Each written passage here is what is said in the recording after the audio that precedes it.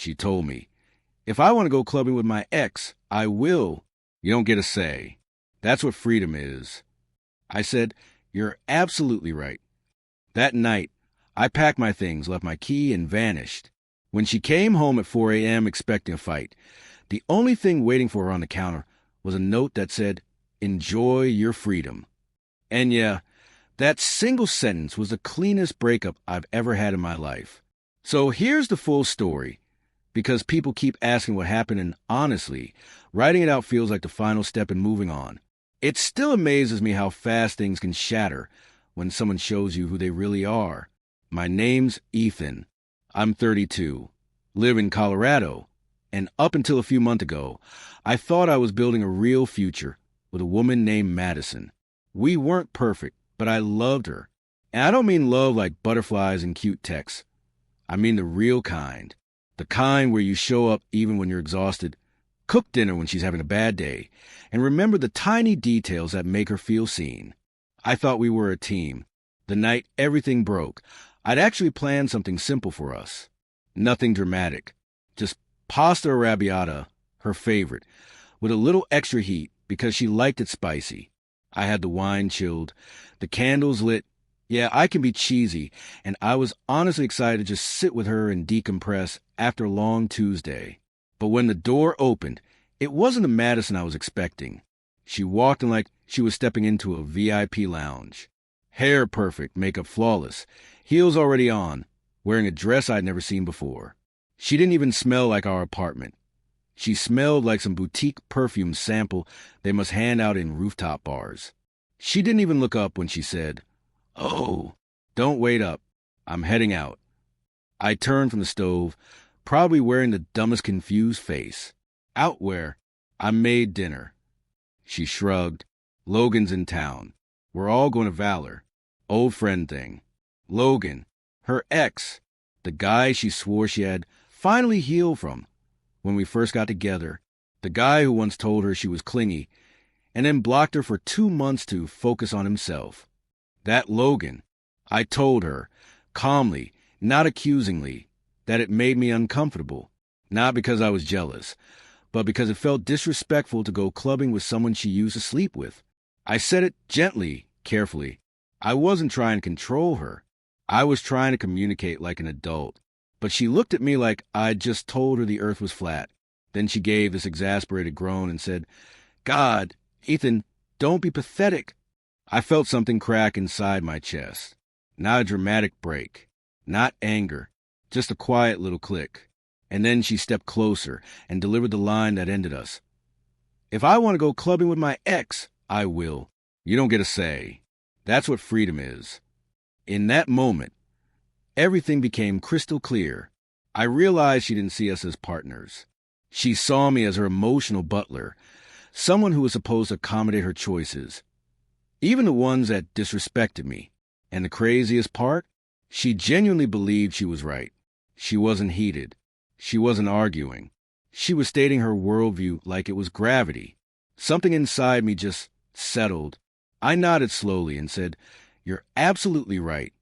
She blinked, thrown off that I wasn't arguing, but she didn't question it. She scoffed, said whatever, and walked out the door without even glancing at the table I'd set for her. As soon as the door closed, the apartment felt silent in a way that wasn't sad.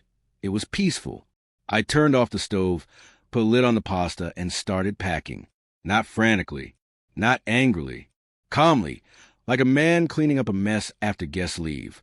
I took only what was mine, left everything that belonged to the us that no longer existed. The matching gray hoodie she loved borrowing? Left.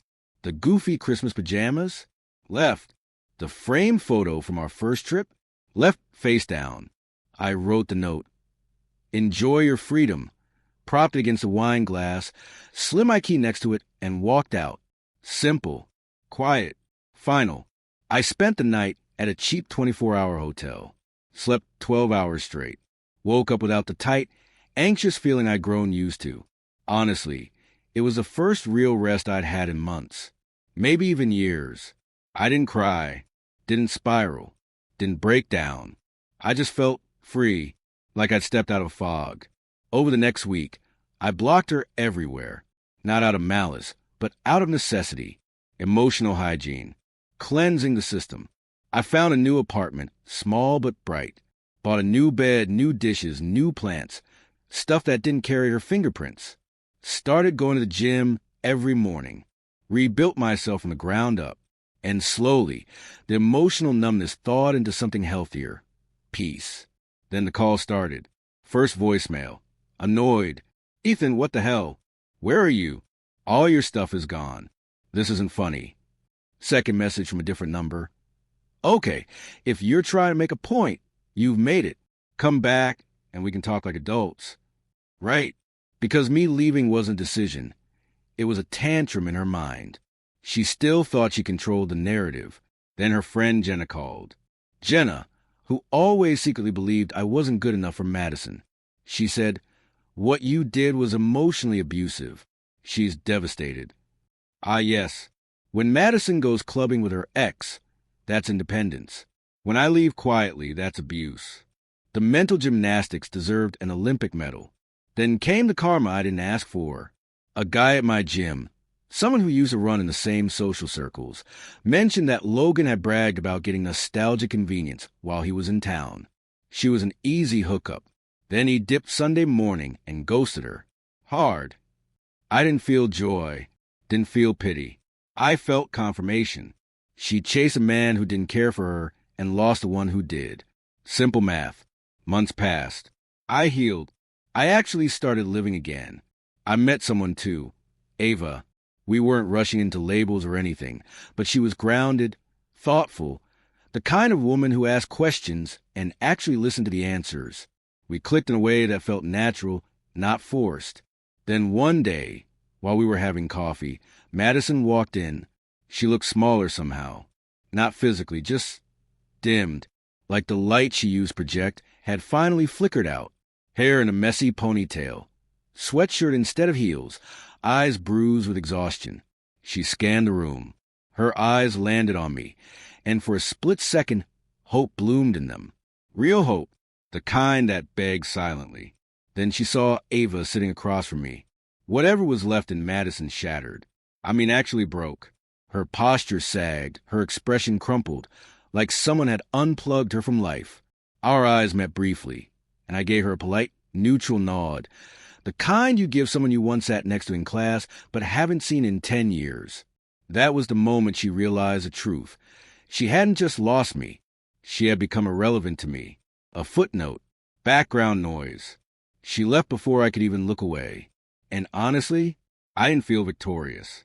I didn't feel spiteful. I felt done.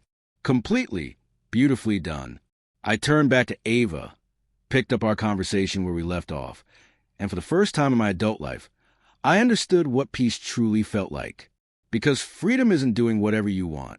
Freedom is walking away from what hurts you and never looking back.